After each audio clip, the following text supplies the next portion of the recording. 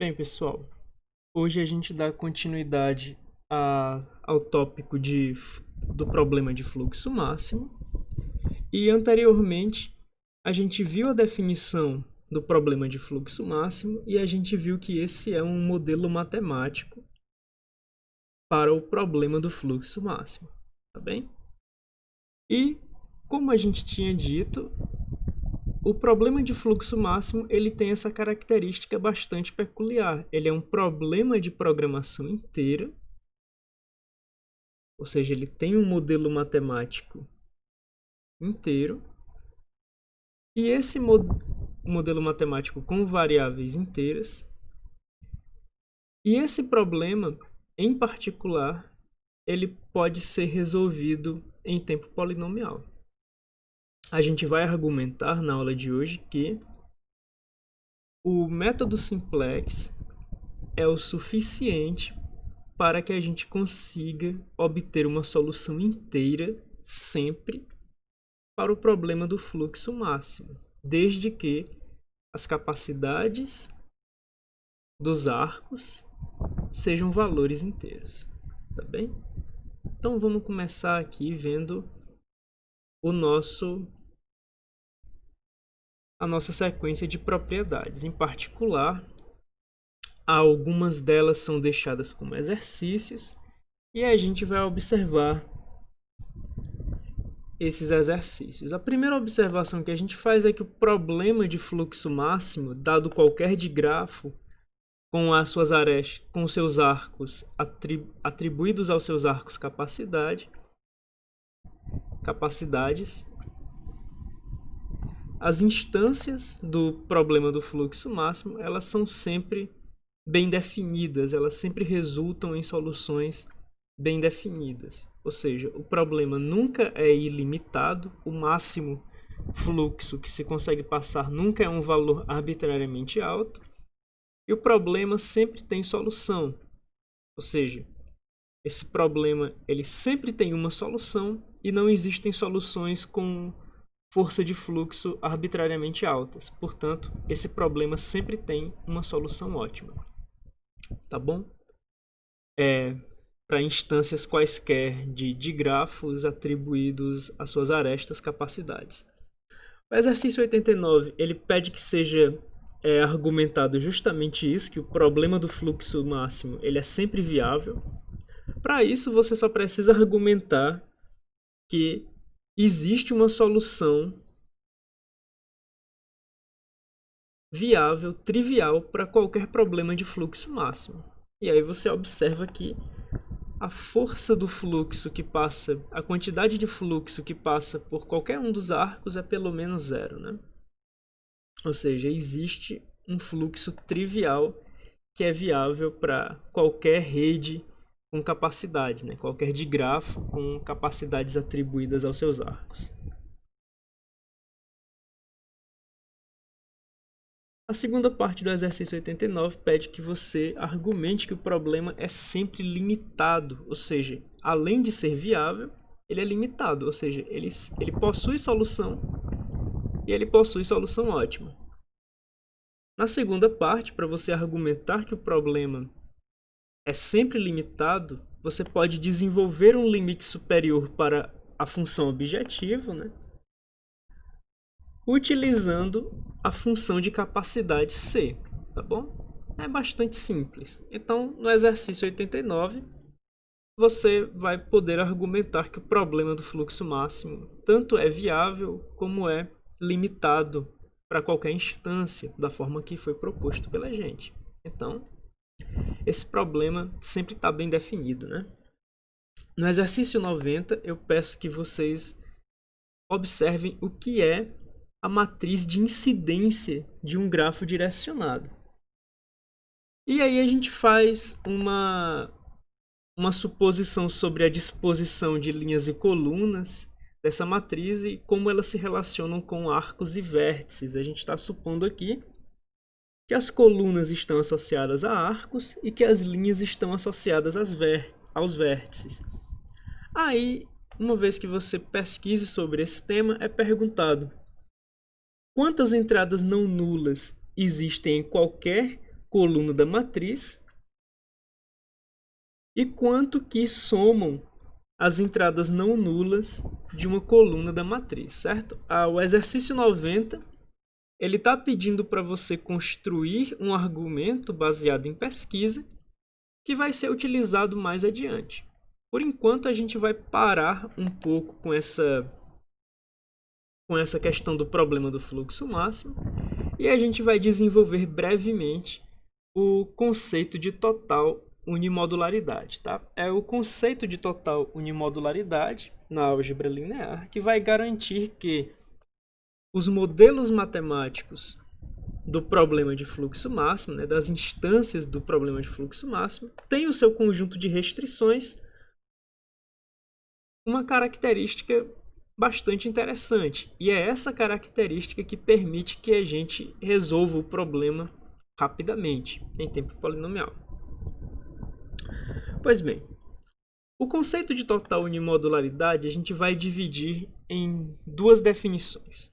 A primeira é o conceito de uma matriz unimodular. A gente diz que uma matriz quadrada com todos os seus escalares inteiros é unimodular se o seu determinante assume um de dois valores, mais um ou menos um, tá bem? Então, essa é a definição de matriz unimodular. É uma matriz quadrada com todas as suas entradas inteiras, cujo determinante só assume dois valores, mais um ou menos um, tá bem? Um outro conceito, numa tentativa de generalizar o conceito de unimodularidade para matrizes quaisquer, para além de matrizes quadradas, é o conceito de total unimodularidade. E a gente diz que uma matriz com entradas inteiras é total unimodular se toda submatriz quadrada tem determinante em três valores: nulo, mais um ou menos um. Então a gente tem essas duas definições. A gente tem uma definição de unimodularidade para matrizes quadradas com entradas inteiras, são aquelas com determinante mais ou menos um. E a gente tem a definição de total unimodularidade para matrizes de dimensões quaisquer com entradas inteiras, que são aquelas em que cada uma das suas submatrizes quadradas tem um determinante 0 mais ou menos 1.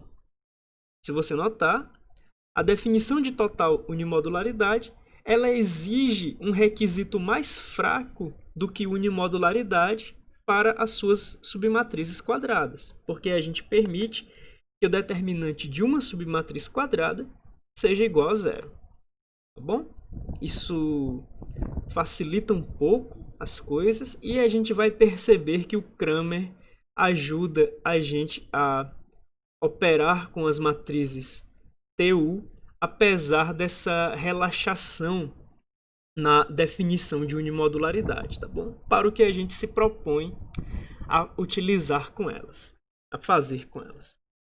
A gente tem uma sequência de exercícios aqui, do 91 até o 95, basicamente uma bateria de exercícios para você treinar o conceito de unimodularidade e o conceito de total unimodularidade.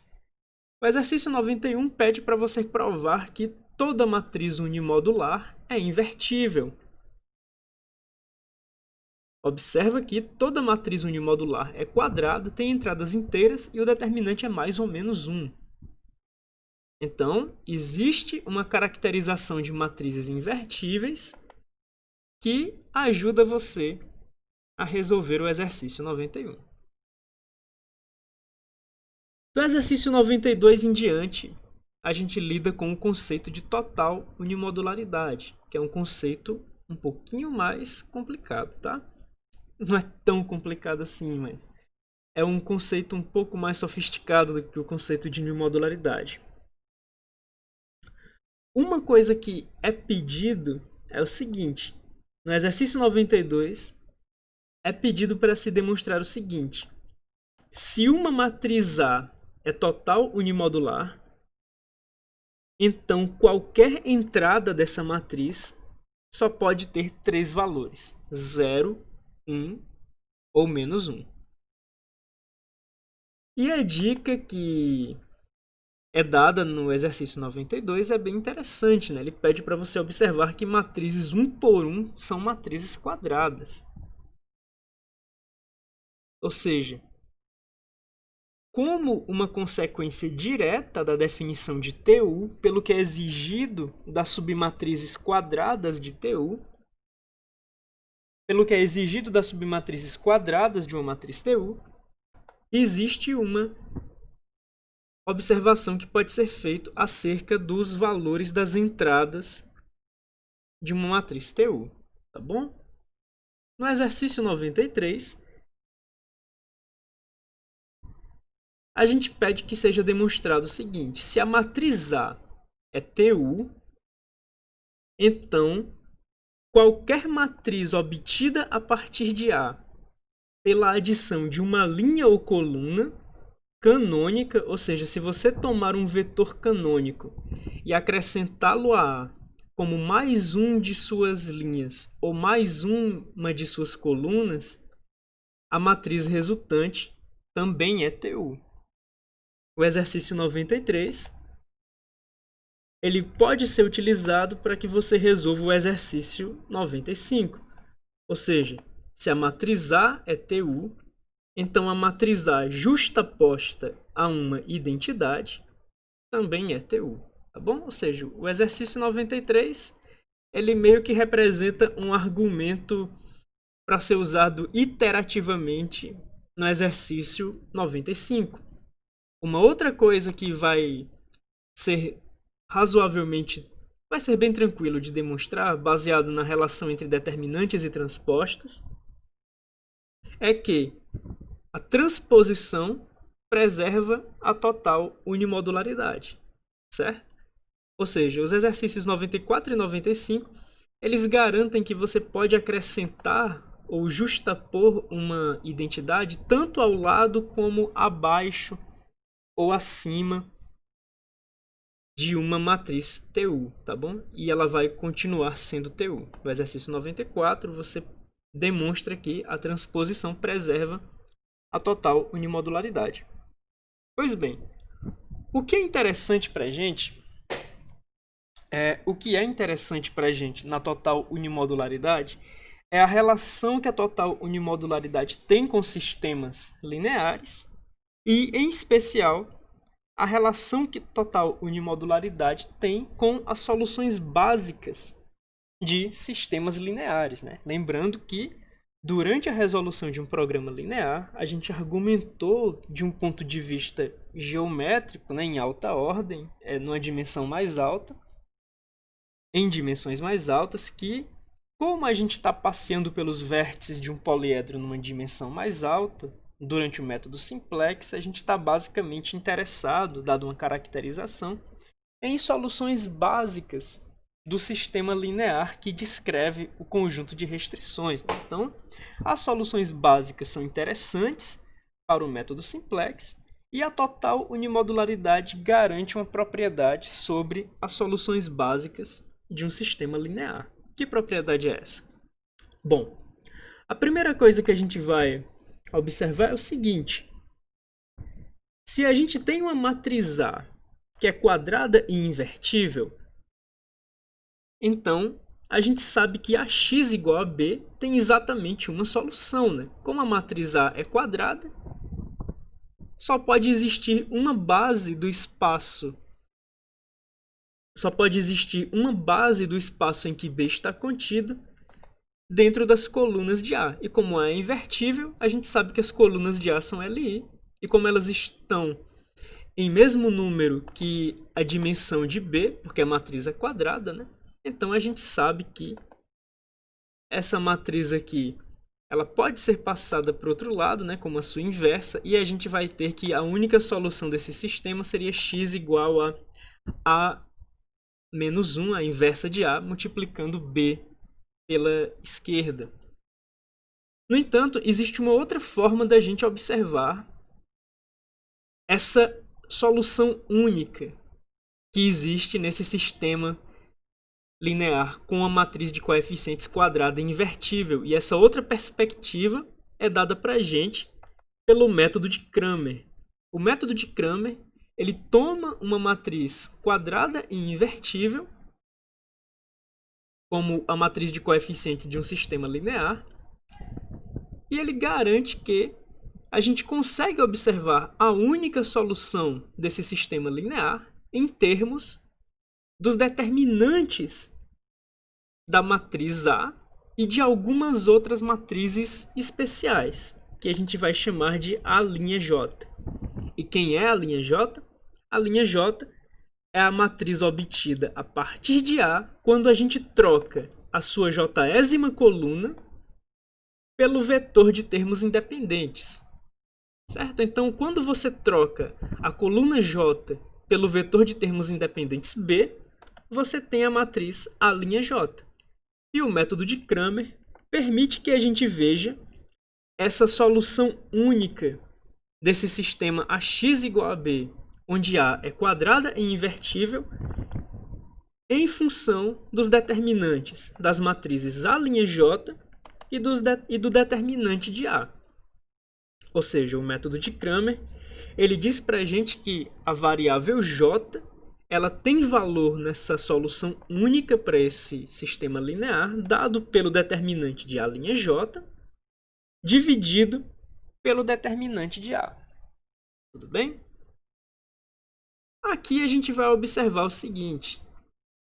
Os determinantes são basicamente as somas de diversos produtórios em uma matriz. Tá bom? E se você lembrar bem, uma vez que a gente determine que a nossa matriz sempre tem entradas inteiras, determinantes envolvendo essa matriz precisam ter valor inteiro.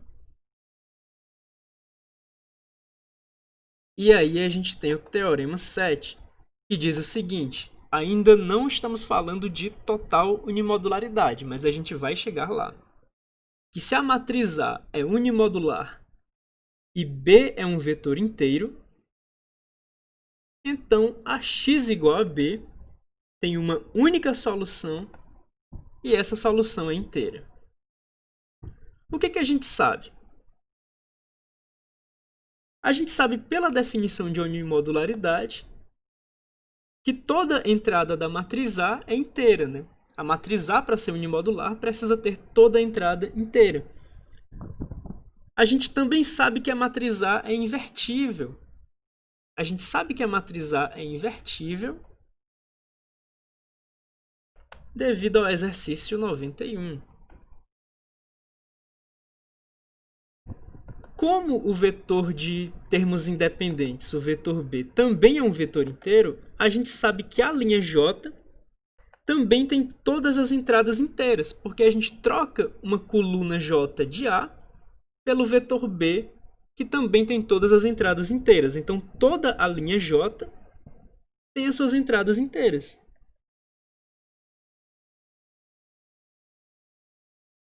A gente sabe, né, que o determinante de uma matriz é basicamente uma soma de alguns produtos das suas entradas. Como o conjunto dos inteiros está fechado tanto para multiplicação como para soma, a gente sabe que o determinante de A'J sempre vai ser inteiro, né? Porque a gente sabe que toda entrada de A'J é inteira. A gente sabe que toda entrada de A é inteira por ela ser unimodular e a gente está admitindo por hipótese que B é um vetor de inteiros. Então, a gente sabe que a linha J tem todas as suas entradas inteiras, portanto, o determinante de A'J sempre vai ser um número inteiro. Agora vem a parte legal. A unimodularidade garante que o determinante de A é um dos valores menos 1 ou mais 1. Ou seja, a gente sabe que a unimodularidade, aliada com a fórmula do método de Cramer, vai garantir que cada uma das variáveis no sistema linear ax igual a b, tem atribuído a si um valor inteiro, porque o numerador dessa fração é um número inteiro, como a gente tem argumentado, e o denominador dessa fração dita apenas o sinal da fração. Ou seja, ele é mais 1 ou menos 1. Ele não divide de fato a fração, ele apenas acrescenta um sinal negativo ou não. Tá bom? Então, a unimodularidade, junto com o método de Cramer, garante que um sistema linear com uma matriz unimodular tem uma única solução e ela é inteira. A gente sabe que, como A é unimodular, A é quadrada. Então, ax igual a b tem uma única solução, e como a gente observou no argumento utilizando a fórmula de Cramer, essa solução é inteira, devido à forma como esse determinante se comporta, por ser o determinante de uma matriz cujas entradas são sempre números inteiros, e por esse determinante ser sempre mais 1 ou menos 1, pela matriz A ser unimodular. O teorema 7 é um passo muito importante para a gente provar o teorema 8. E é o teorema 8 que vai dar para a gente o argumento mais forte na direção de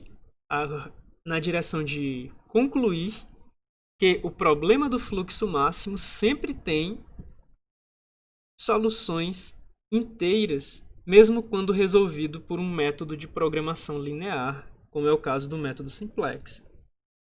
No teorema 8, a gente tem o seguinte: se a matriz A é total unimodular e B é um vetor inteiro, então toda a solução básica de ax igual a b é inteira. O que a gente tem aqui? A gente tem um enunciado idêntico ao do teorema 7, com exceção da restrição que se põe sobre a matriz. Ela já não é unimodular, ela tem uma restrição mais fraca sobre ela, ela é TU. E a gente não fala de uma única solução, mas a gente fala de um conjunto finito de soluções. A gente fala das soluções básicas do sistema ax igual a b quando A é TU. E a gente garante que a gente vai argumentar que, como A é TU, então toda a solução básica de ax igual a b é inteira. Bom, a primeira coisa que a gente vai utilizar na nossa argumentação é a gente vai pegar uma solução x barra, é uma solução básica do sistema linear ax igual a b, e a gente vai admitir que essa solução básica está associada a uma base b. Ou seja, uma base b de uma solução básica é um subconjunto das colunas de A. Daí a gente vai tomar a matriz AB. A matriz AB é uma submatriz de A quadrada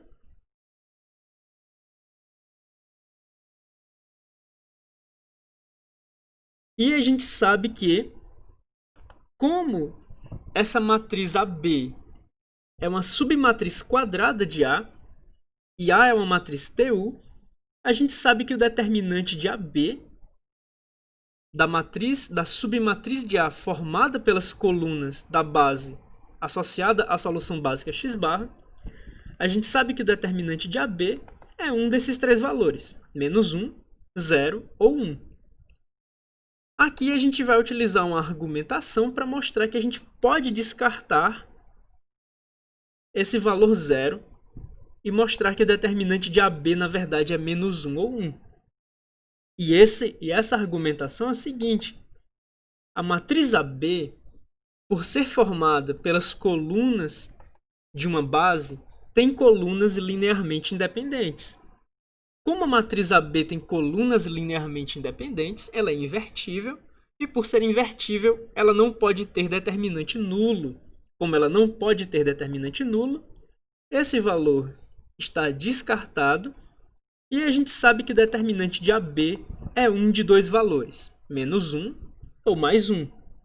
Ou seja, a gente consegue argumentar que toda matriz quadrada associada a uma base num sistema linear a x igual a b, ou seja, toda matriz quadrada correspondente a uma certa solução básica num sistema linear é unimodular. Agora a gente pode lembrar um pouco de como é construída uma solução básica. As variáveis não básicas são atribuídos o valor zero e às variáveis básicas é atribuído a solução do sistema ABXB igual a B.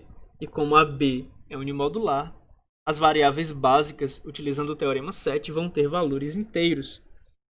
Ou seja, como x barra é uma solução básica, a gente sabe que x barra tem dois tipos de variáveis. Tem as variáveis básicas de valores x barra b e tem variáveis não básicas, que seriam os parâmetros do sistema linear, e a elas são atribuídos o valor zero. Daí, a gente sabe que zero é um valor inteiro. Resta provar que x barra b também é um valor inteiro. Veja o seguinte. As matrizes AB e B, quer dizer, as matrizes AB associada à base da solução básica x barra e o vetor B satisfazem as hipóteses do teorema 7. E como a gente sabe que x barra b é obtido como solução desse sistema linear, que coincide com a hipótese, o enunciado do teorema 7, a gente sabe que x barra b é inteiro, e daí a gente conclui que x barra é totalmente inteiro. As variáveis básicas pela utilização do teorema 7 e as variáveis não básicas pelo simples fato de que elas são nulas em uma solução básica, tá bom? Esse resultado ele é muito importante. Por que esse resultado é importante? Porque o método simplex ele passeia por soluções básicas do sistema linear que representa o conjunto de restrições de um programa linear. Se é provado que a matriz de coeficientes desse sistema linear é TU, então a gente sabe que o método simplex passeia por soluções básicas que são necessariamente inteiras. Se o problema em questão não é ilimitado e é viável, ou seja, tem pelo menos uma solução básica e não permite soluções com valores arbitrariamente altos, então a gente sabe que esse problema tem uma solução básica ótima e, dado que a matriz de coeficientes desse sistema linear, do conjunto de restrições desse problema linear, é TU, a gente sabe que essa solução básica, assim como todas as outras soluções básicas, é inteira. Daí a gente tem uma hipótese adicional ao método simplex, que a matriz de coeficientes do conjunto de restrições é TU, e garante que o método simplex passeia apenas por soluções inteiras. Ou seja, se você tem um problema de programação inteira que tem uma matriz de coeficientes TU, a relaxação linear desse problema de programação inteira com uma matriz de coeficientes TU tem solução ótima inteira, caso esteja bem definida. Isso é um argumento bastante para que resolver a relaxação linear de um problema de programação inteira, cuja matriz de coeficientes é TU, é o bastante para que se encontre uma solução ótima desse sistema, desse programa linear inteiro, caso ele tenha uma. Então resta a gente saber determinar se uma matriz é total unimodular ou não. O teorema 9 ele traz uma caracterização das matrizes total unimodular, ou seja, Se as condições do Teorema 9 são satisfeitas, a gente sabe que a matriz em questão é TU. E o exercício 96 pede para que você argumente que a matriz de coeficientes do modelo matemático aqui apresentado para o problema de fluxo máximo é uma matriz TU. Daí, você pode exigir que as variáveis do problema de fluxo máximo sejam variáveis inteiras, pode resolver a relaxação do problema de fluxo máximo e você vai obter, pode resolver a relaxação linear do problema de fluxo máximo e você vai obter, de toda forma, uma solução inteira. Ou seja, o problema de programação linear inteira, que é o problema do fluxo máximo, ele pode ser resolvido pelos métodos de programação linear, em particular o método simplex, e, portanto, esse problema de programação inteira, em particular, pode ser resolvido em tempo polinomial, dada essa argumentação que a gente fez, tá bom? Daí a gente tem uma característica muito importante do problema de fluxo máximo. Ele sempre tem solução ótima e a gente sabe que essa solução pode ser encontrada por um método já conhecido, pelo método simplex. É claro que, fazendo um estudo da dualidade desse problema, do problema de fluxo máximo, a gente vai obter um método combinatório, ou seja, um algoritmo puramente combinatório para obter um fluxo de força máxima numa instância do problema de fluxo máximo, sem precisar recorrer ao método simplex, tá bom?